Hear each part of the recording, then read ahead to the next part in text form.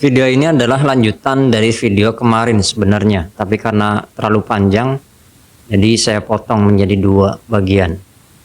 Kita akan melanjutkan tentang kemungkinan bahwa Indonesia adalah sang pemimpin baru, tanda kutip, yang mendasari kehidupan sosialnya dengan pemikiran ekologis atau kesadaran ekologis dan ditandai dengan Bhinneka Tunggal Ika yang menjadi landasan filosofis negara ini. Apa saja tanda bahwa Indonesia ini adalah sang imam, tanda kutip ya. Apa saja 5 tanda itu?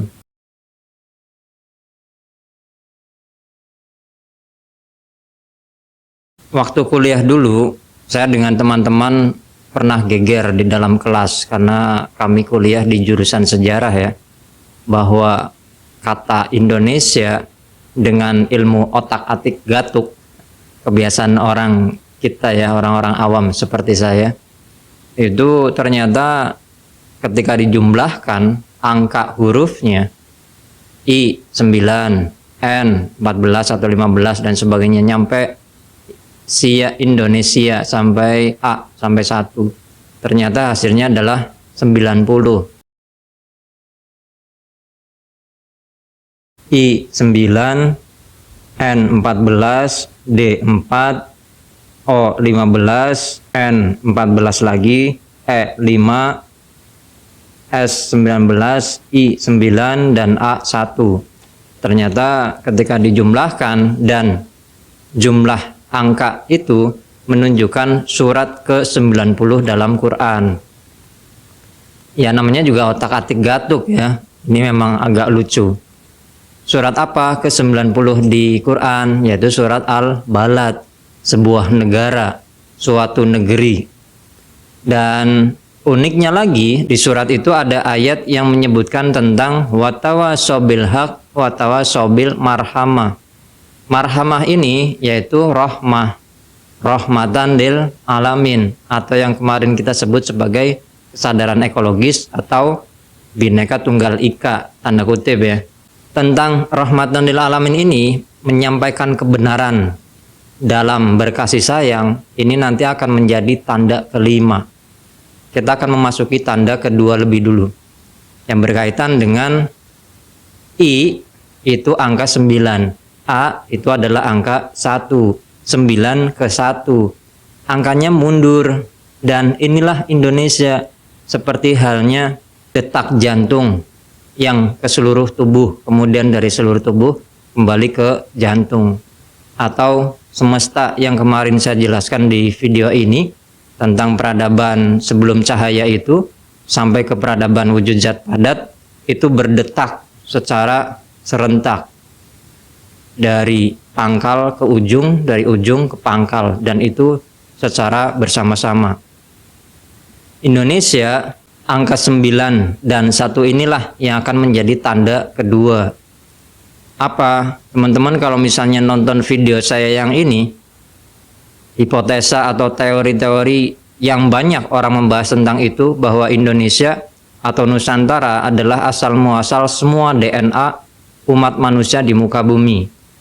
Bahkan di video ini saya jelaskan ada penelitian tentang DNA para artis di ibu kota itu, termasuk para ulama, yang ternyata tidak seperti yang kita sangka. Tidak ada lagi yang namanya pribumi dan non pribumi, karena semua kita adalah DNA yang bercampur dari seluruh wilayah di muka bumi ini.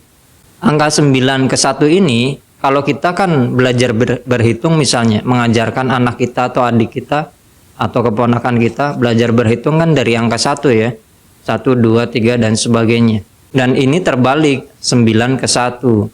Dulu waktu masih Nusantara, peradaban pertama itu mengalir menuju angka 2, angka 3 dan sebagainya. Itu hanya simbol ya. Dan saat ini momentum ketika angka 9, kita menuju angka 9, kemudian mengalir terbalik menuju angka 1. Maksudnya apa? Tanah air dalam bahasa Inggris itu disebut motherland. Motherland kalau diartikan bahasa kita ya secara awam itu kan tanah ibu, our motherland, tanah ibu kita. Tanah ibu kita kan Kartini ya. Tapi sebaliknya itu bukan diartikan ibu kita, apa ibu kita. Itu tidak diartikan sebagai tanah ibu, motherland, melainkan tanah air. Tanah air itu adalah wujud zat ke-5 dan ke-6 seperti yang saya jelaskan di video ini ya. Tanah air inilah yang menjadi asal muasal seluruh umat manusia di muka bumi ini, termasuk juga konon Nabi Adam yang menjadi sesepuh seluruh manusia atau pemuka manusia, yang tanah dari unsur dirinya itu diambil dari berbagai macam tanah termasuk dari Nusantara. Itu adalah tanda kedua bahwa secara otak-atik gatuk, tanda kutip kebetulan, kata Indonesia I dan diakhiri A, 9 diakhiri 1, itu seperti halnya video saya yang ini ya, tentang Nusantara yang menyebar ke seluruh dunia dan kemudian dari seluruh dunia bersatu kembali ke Nusantara. Ini adalah kesadaran ekologis bahwa tidak ada yang dominan sama sekali, bahwa kita semua adalah terhubung dan tidak ada hierarkis. Kita semua sama seperti dalam filsafat Bootstrap ya. Antar bagiannya itu tidak ada yang dominan, tidak ada yang paling kuat atau paling penting, karena kita semua adalah penting. Video tentang Nusantara yang menyebar ke seluruh dunia, kemudian istilah motherland, ini sebenarnya adalah tanda nomor 2 dan nomor 3. Yang pertama tadi adalah surat Al-Balad, kemudian banyaknya riset tentang DNA Nusantara yang menyebar ke seluruh dunia. Kemudian secara kebetulan lagi, tanda kutip ya, nomor 3 adalah istilah motherland, tanah ibu, yang dalam hal ini di Indonesia diartikan sebagai tanah air. Dan secara kebetulan juga planet bumi itu ya hanya terdiri dari 2 hal, tanah dan air. Udara kan tidak termasuk ya secara padatnya. Tanda keempat ini berkaitan dengan tadi istilah di surat Al-Balad, watawasaw bil haq watawasaw bil marhamah, menyampaikan kebenaran dengan kasih sayang. Kita di Nusantara itu punya banyak sekali kearifan lokal, salah satunya dari Jawa, yaitu tentang syair yang dinyanyikan oleh Basujiwo Tejo ya. Saya sering mengutip ini dalam video-video saya. Menang tanpa ngasorake, luruk tanpa bolo, sugih tanpa bondo, digdaya tanpa aji-aji dan sebagainya. Dalam hal ini adalah menang tanpa ngasorake, menang tanpa merendahkan. Inilah yang diajarkan oleh leluhur Nusantara kita. Inilah yang dinamakan dengan kesadaran ekologis. Kita mungkin kuat, tapi bukan berarti kekuatan kita untuk menindas mereka yang lemah. Kita mungkin besar, tapi kita tidak menggunakan kebesaran itu untuk mengeksploitasi hal-hal yang lebih lemah. Kita tahu bahwa Nusantara itu penjelajahan perahunya sampai Madagaskar, bahkan sampai ke Australia jauh sebelum James Cook dari Inggris itu katanya menemukan benua Australia. Kita sudah bongkar semua itu, banyak video yang menjelaskan tentang itu. Menang tanpa ngasorake inilah yang menjadi landasan yang berkaitan dengan surat Al-Balad tadi. Kita tidak ingin menyakiti siapapun, kita tidak ingin melukai siapapun atau bahkan menghancurkan siapapun. Dalam sejarah kerajaan kita tidak ada perang antara kerajaan Nusantara itu memerangi kerajaan lain jika bukan diperangi lebih dulu, bukan dalam hal diplomasi lebih dulu. Itu juga yang dilakukan oleh para pejuang Nusantara. Jenderal Sudirman itu bergerilya, dan para pemikir, para intelektual bangsa kita itu menggunakan diplomasi. Nampaknya kalah perjanjian Linggarjati, Renville, KMB dan sebagainya. Nampaknya kalah. itu polanya sama seperti perjanjian Hudaibiyah yang dilakukan oleh Rasulullah, nampaknya kalah dan kerugian itu ada untuk kita, untuk Indonesia, untuk umat muslim dalam konteks perjanjian Hudaibiyah itu. Tapi sebenarnya itu adalah strategi bagaimana caranya agar kita menang tanpa ngasorake, tanpa merendahkan. Buktinya apa? Perjanjian Hudaibiyah, Rasulullah menang dengan ditutup dengan penaklukan Mekah. Indonesia yang katanya dijajah selama 350 tahun, bahasa kita tetap bahasa daerah masing-masing, bahasa Ngapak, bahasa Tegal, bahasa Pantura.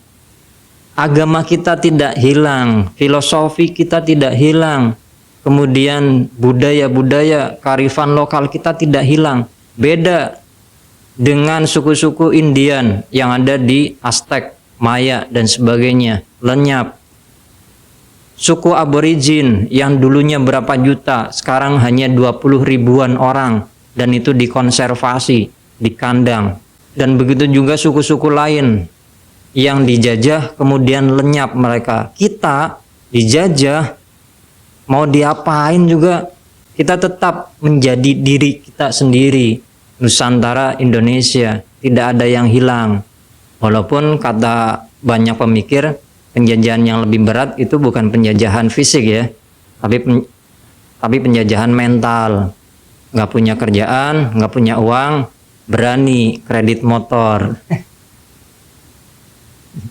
Iya, itu nggak tahu itu termasuk dalam hal penjajahan atau bukan ya. Menang tanpa ngasorake ini berkaitan dengan kasih sayang kepada seluruh umat manusia atau bahkan ke semesta, atau dalam bahasa Quran disebut rahmatan lil alamin. Itu sudah ada dan secara tidak langsung menjadi kandungan dari filosofi negara kita, Bhinneka Tunggal Ika. Yang kelima adalah sifat sikap toleransi di dalam budaya kita atau gotong royong. Tidak ada negara yang berbagai suku, berbagai ras, berbagai agama itu damai seperti negara kita. Tidak ada, hanya di Indonesia. Berbeda dengan negara-negara lain yang sikapnya hierarkis. Saya kuat, Anda lemah. Saya harus menguasai Anda, saya harus mengeksploitasi Anda. Atau seperti politik etis yang dilakukan Belanda atau penjajah kepada Indonesia, irigasi, transmigrasi, dan edukasi. Tapi ternyata itu juga untuk kebermanfaatan Belanda atau penjajah. Kita tidak seperti itu. Dengan tanda keempat tadi, menang tanpa ngasorake, dan toleransi ini sebagai tanda kelima, kita bukan berkompetisi, kita bukan kalah menang, kita bukan hidup mati, perang dan sebagainya. Daripada kompetisi, kita menginginkan leluhur kita mengajarkan tentang sinergi, tentang kerjasama, dan ini adalah ciri utama tentang kesadaran ekologi. Sikap toleransi inilah dan gotong royong yang menjadikan banyak negara bingung, banyak negara aneh. Hanya di Indonesia bencana alam itu cepat sekali selesai, cepat sekali terbantukan, cepat sekali bangkit dari keterpurukan bencana-bencana atau ujian hidup yang ada di Indonesia. Ya, walaupun sebagian juga ada yang diviralkan dulu, baru orang-orang bantu gitu ya. Ya, itu lumrah manusiawi. Terakhir, tentang toleransi ini, inilah yang ingin kita tunjukkan pada dunia, bahwa Indonesia inilah tanah ibu. Semua peradaban lahir dari ibu, yaitu siapa? Tanah air, Nusantara. Dan karena sifat keibuan inilah, atau kalau dalam filosofi Cina disebut yin yang itu adalah laki-laki, maskulinitas, kemudian yin itu adalah perempuan, atau terbalik ya. Yin inilah sifat keibuan, sifat integratif, sifat sinergi yang menjadi ciri khas sebagai karakter dari Nusantara. Tidak ada gotong royong di dunia seperti yang ada di Indonesia. Kalau teman-teman pernah baca berita seorang banser ya yang berani mengambil bom di gereja, kemudian tubuhnya luluh lantak hanya untuk menyelamatkan orang-orang yang sedang melaksanakan ritual ibadah Kristen. Tidak ada toleransi yang seperti di Indonesia antara semua agama ataupun semua suku. Walaupun memang ya yang namanya dunia ya berpasangan. Seperti kemarin saya jelaskan di video yang ini, dalam dua hal yang berbeda itu sebenarnya adalah sebuah kesatuan. Memang ada sisi-sisi gelap, sisi-sisi buruk. Ada saja orang-orang atau kelompok yang tidak setuju dengan sikap toleransi atau moderasi kita. Dan sebagai penutup, memang susahnya ketika kita beragama itu menjadi politik identitas. Sebenarnya ada tanda lain yang menjadi ciri bahwa Indonesia adalah pemimpin atau imam. Cuma konsep imamah ini sudah dipakai oleh golongan agama tertentu. Sebaliknya, konsep khilafah juga sudah dipakai oleh golongan tertentu. Maka ketika kita menyebut khilafah atau imamah, maka nantinya saya akan dianggap, oh ini golongan itu, ini kubu itu. Nah ini repot ya. Padahal doa Nabi Ibrahim, Rabbana ja'alna min dzurriyyatina qurrata a'yun wa ja'alna muttaqina imama. Kalau nggak salah begitu ya. Nabi Ibrahim berdoa atau Abraham dalam riwayat Injil atau Bible, karuniakanlah anak-anak bagiku yang menyenangkan hati dan jadikanlah mereka sebagai muttaqina imama, pemimpin orang-orang takwa. Imam atau pemimpin ini sebenarnya lebih pas ketika disematkan menjadi seseorang yang menyatukan kesadaran ekologis seluruh dunia atau negara yang menyatukan kesadaran ekologis semua negara di muka bumi agar lebih layak hidup dan eksistensi sebagai manusia tidak lenyap. Tapi sekali lagi, itu sudah menjadi politik identitas golongan tertentu, seperti halnya khilafah tadi. Dan saya tidak mau lagi, walaupun saya juga tidak repot ya memikirkan tuduhan orang. Dari kuliah saya sudah disebut dengan tuduhan macam-macam. Ada anak dukun, ada sesat, ada kafir, ada syiah, ada sunni ortodoks, dan sebagainya. Dan saya tidak peduli itu. Kenapa saya tidak peduli? Ya, kenapa saya harus menanggapi orang-orang yang tidak layak untuk berbincang dengan saya? Sombong banget ya.